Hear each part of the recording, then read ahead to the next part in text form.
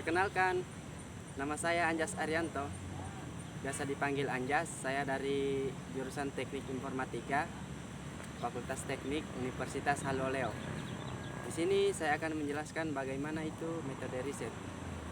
Nah, apa sih yang dimaksud dengan metode riset? Nah, metode riset atau metode penelitian atau riset method.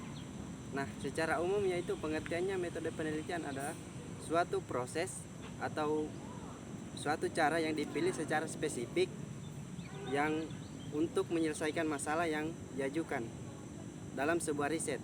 Nah, sedangkan pengertian metodologi adalah suatu ilmu yang bagaimana seharusnya sebuah penelitian dilakukan.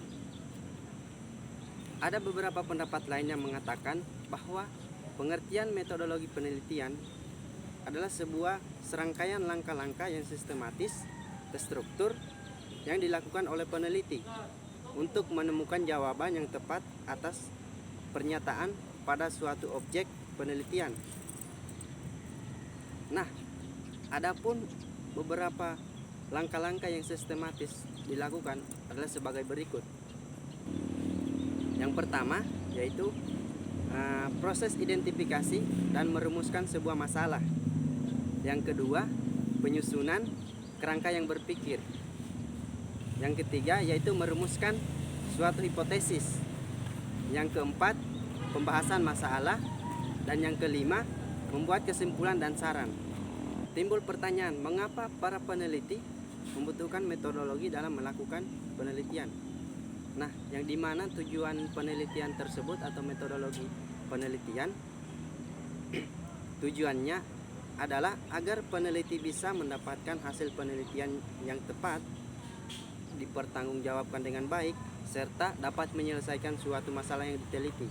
Beberapa metode penelitian yang dimana menurut para ahli, agar lebih jelasnya bahwa memahami metode riset ini, mari kita dapat merujuk pada pendapat beberapa ahli, yaitu sebagai berikut. Yang dimana yang pertama adalah Profesor Dr. Sugiono, yang dimana menurut Profesor Dr. Sugiono adalah suatu cara ilmiah yang dapat untuk mendapatkan suatu data dan tujuan atau kegunaan tertentu. Yang kedua yaitu menurut Muhyiddin Sirat, bahwa menurut Muhyiddin Sirat metode riset adalah suatu cara untuk memilih topik, masalah, dan penentuan judul suatu riset. Yang ketiga, menurut Profesor M.E. Winarno, bahwa menurut Profesor M.E. Winarno, metodologi penelitian adalah suatu kegiatan ilmiah yang dilakukan dengan teknik yang teliti dan sistematik. Yang keempat, yaitu Heri Rahyudi. Menurut Heri Rahyudi, penelitian adalah suatu model atau cara yang bisa dilakukan dalam kegiatan belajar mengajar demi tercapainya suatu proses pembelajaran yang baik. Kelima, Muhammad Nazir.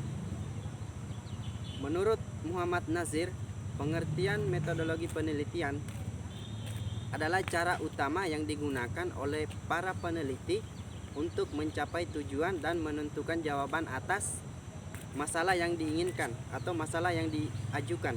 Macam-macam metode penelitian, bahwa dalam secara umum metode riset dapat dikelompokkan ke dalam beberapa jenis. Nah, adapun macam-macam metodologi penelitian adalah sebagai berikut. Yang dimana yang pertama yaitu metode kualitatif. Nah, metode kualitatif ini adalah metode riset yang sifatnya memberikan penjelasan dan menggunakan analisis, yang dimana pada pelaksanaannya metode ini bersifat subjektif, dimana proses penelitian lebih terperlihatkan dan cenderung lebih fokus pada landasan teori. Pada metode riset ini juga disebut dengan metode etnografi karena sangat jamak dipakai untuk melakukan pengamatan kondisi sosial budaya. Yang kedua, metode kuantitatif. Nah, metode kuantitatif ini adalah sebuah bentuk penelitian yang dilakukan secara sistematis, terstruktur, serta terperinci.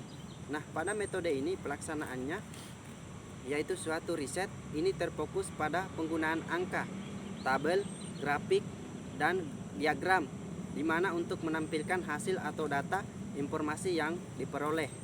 Ketiga, metode survei, yang dimana metode survei ini adalah suatu metode yang digunakan untuk menghasilkan riset dalam bentuk opini atau pendapat dari orang lain, yang dimana berinteraksi langsung dengan objek yang diamati, atau tujuan utamanya adalah untuk mendapatkan gambaran secara umum melalui sampel beberapa orang.